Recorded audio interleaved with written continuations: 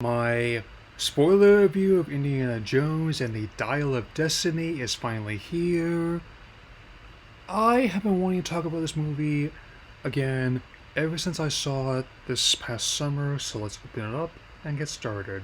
We open on Germany in 1944 during the waning days of World War II. The Allies have the Axis on the run, which doesn't sit well with their scientist Jürgen Voller, played by Mads Mikkelsen. The reveal of Jones behind enemy lines is easily the best digital de-aging I've seen to date. To remind the gross voice he has, since it does make sense for the setting. Though Voller initially believes he's found the blade that drew the blood of Christ, it turns out to be a forgery, and that was actually after. That would be the Antikythera, the Dial of Destiny built by Archimedes himself. This entire opening scene, which takes place over the first 20 minutes or so of the movie, is 142-minute runtime, is easily one of many things that sees both things full circle from the pulp films that inspired them. Also does a good job establishing its key theme with a person like Indy is more morally grey world.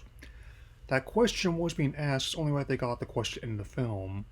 Case in point. Hint. We rejoin Indy in New York in 1969, where the space race is on. He's still teaching for his retirement, though while the lecture is important to the plot, his students are no longer enthused as they once were, save for one. Helena Shaw, played by Phoebe Waller-Bridge.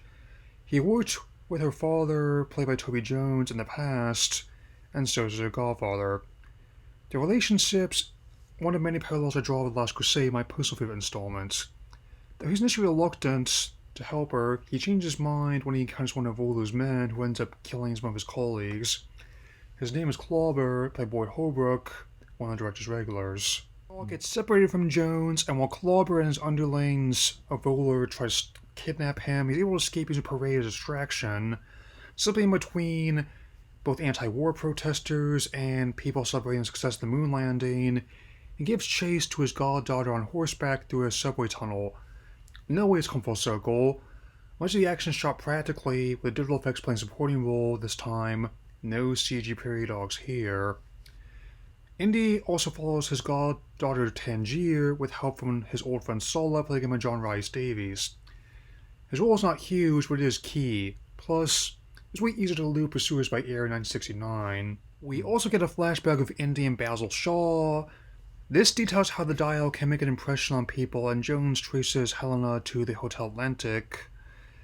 Indy also bumps into her ex-fiancé Steder Rahim, played by Allah Safi, and a young man named Teddy, played by Ethan Isidore. The action scene to escape from hotel and subsequent tut-tut chase on Teresa Tangier is now on my list of my favorite scenes of the series. Just something about using real people, cars, and location just works for me. To find the next clue to the half of the dial, Indy goes to Greece to meet with former dimer Ronaldo, played by Antonio Banderas. Here, on his old friend's boat, is a line that neatly sums up this movie and Indy's journey over the whole series. I really think it's not so much what you believe, it's how you believe it. I take that as him being ready to believe anything about that point in his life. As for the fate of Mutt, I did figure they'd have to write out the character given Shia's outbursts and arrests, several which went viral online. I just didn't think the reason would be so sad. He went to war in Vietnam and never came back. This also resulted in Marion breaking up with Indy, though both the character and her actors do return later. That aside, Helen's portrayal does give me confidence in Phoebe being the new Lara Croft for the Tomb Raider reboot on Prime. The two franchises and characters have a lot of similarities. Some points. The sequence where they have to elude eels underwater. This gets them the next clue, which uncovered some alcohol and a bit of fire. The other piece of the dial is in Sicily, and further compounding the Tomb Raider parallels, it was buried with the late mathematician. The whole sequence of Indy and Helena uncovering the artifact is fantastic. The movie has all the hallmarks of the original films, and it's all the more surprising to me that it didn't make as much as expected. As for the airborne anachronism on his casket, that's how I saw the twist in the denouement coming and why I wasn't as down as some other people were. Teddy's being used as a bargaining chip to get to Indy, Helena, and the dial, though at first it seemed that Voller wanted to who rewrite history in the Axis' favor, he actually wanted to take over the whole operation and even do it better. He's gone full Starscream in the third act. However, Indy realizes something isn't right as Voller activates the dial. Because they're shifting the continents, they're not going back to 1939, they're going back to Sicily in 213 BCE during the siege of Syracuse. Here, in the finale, I officially consider this movie to be a reversal of Logan. Whereas that film is about facing mortality one last fight, this one is about making the most of the time you have left. Effectively, this movie's the optimistic version of Logan, with James Mangold directing both movies, helping that analogy. After all, would you rather die alone in some field in Sicily, or at home surrounded by those who love you? We get our answer as a plane comes to take him home. As for him returning the dial to Archimedes, I don't know, he wasn't supposed to do that.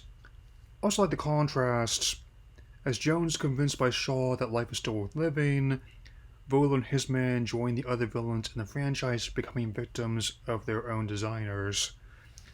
We close on Indy returning home, reuniting and reconciling with his friends and family, grabbing his hat for his new role as elder statesman and father figure.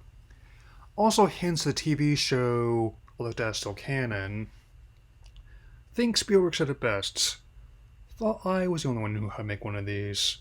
Even with the discourse around the reception and financials, it made roughly half the last movie at best. I still stand by this film as being my favorite installments in Last Crusade and one of my favorites this year. If I didn't have an issue with Alien Crystal Skulls and Enchanted Sankara Stones, I don't have an issue with this film. As a legacy sequel and a finale of Decca's storytelling, it's everything I want the story to be. That's all for now. Take care.